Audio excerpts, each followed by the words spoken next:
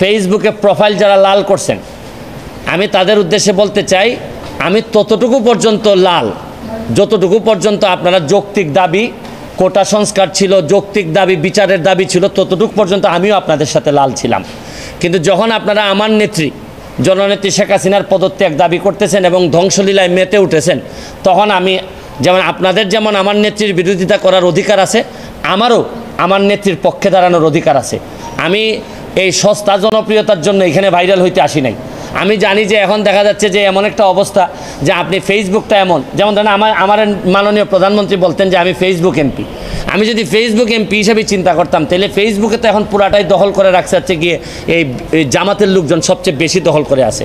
তা আমি এখন সরকারের বিরুদ্ধে একটা কথা বললে আমার তো বলার ক্ষমতা আছে, আমি তো স্বতন্ত্র এমপি, আমি যা ইচ্ছা সরকারের বিরুদ্ধে বলতে পারবো। তা আমি তো একেবারে এখন তো আমি মানবতাবাদী, শুধু মানবতাবাদী না, দেখতেন আমি যদি আজকে খালি সরকারের বিরুদ্ধে বলি, কালকে থেকেই সবাই বলবে যে সুমনকে আমরা প্রাইম মিনিস্টার দেখতে চাই, প্রধানমন্ত্রী দেখতে চাই। তা আমি তো ওই প্রধানমন্ত্রী আর লোভে আসি না এইখানে। আমার রাইট রং বোঝার ক্ষমতা হয়েছে, আমি পড়াশোনা করে ব্যারিস্টার হয়েছি। আপনারা বলতে পারেন যে আমার পড়াশোনা খুবই খারাপ, মান খুবই খারাপ, কিন্তু এইটা আমি আপনাদেরকে জিজ্ঞেস করতে চাই, প্রধানমন্ত্রীরা আপনারা এই রিজাইন করাবেন, সরকার পতন করাবেন, পতন করায় আপনাদের আন্দোলন তো এখন পুরাটাই হচ্ছে গিয়ে জামাত শিবির আর বিএনপির দখলে চলে গেছে।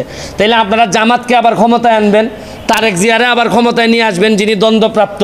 তাহলে আপনারা যদি এইগুলো আনেন, তাহলে আজকে আপনারা এক দফা চাচ্ছেন। এক দফায় কি মনে করলাম যে আপনাদের এক দফায় আমি মেনে নিলাম, মাননীয় প্রধানমন্ত্রীকে বললাম যে আপনি কি করেন, পদত্যাগ করেন, ছাত্ররা মারা যাচ্ছে এই নেশিনে, আমরা বললাম তারে, স্বতন্ত্র এমপি হিসাবে আমি তারে বললাম। আজকে যারা এক দফা দিচ্ছে, কালকে এরা আরেকটা দফা দিবে, দিয়া বলবে যে আপনি আওয়ামী লীগ করা বন্ধ করেন, এই দেশে কেউ আওয়ামী লীগ করতে পারবে না। 2 দিন পরে বলবে যে এই দেশে মুক্তিযুদ্ধের চেতনা থাকবে না।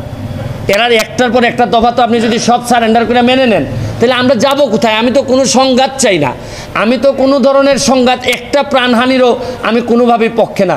যতগুলা ছাত্র মারা গেছে তাদের প্রতিটা ছাত্রের আত্মার মাগফিরাত কামনা করা এবং বিচারের ব্যবস্থা করার জন্য আমি সবচেয়ে, শুনেন এখন হয়েছে কি, দুর্নীতির বিরুদ্ধে যুদ্ধ তো নাই, এখন তো নতুন আরেক যুদ্ধ তৈরি হয়েছে। দুর্নীতির বিরুদ্ধে যুদ্ধ শেষ, দুর্নীতিবাজরা তো যে যার মতো করে সেফ আছে, অনেক দুর্নীতিবাজ হয়তো দেশ ছেড়ে দিবে, এদের তো কোনো ঝামেলা নাই। মরবে হচ্ছে গিয়ে যে যারা এই না দুর্নীতি করছে, না এরা এই যে সহজ সরল জীবনযাপন চাইছে, তারাই এখন বিপদগ্রস্ত বেশি।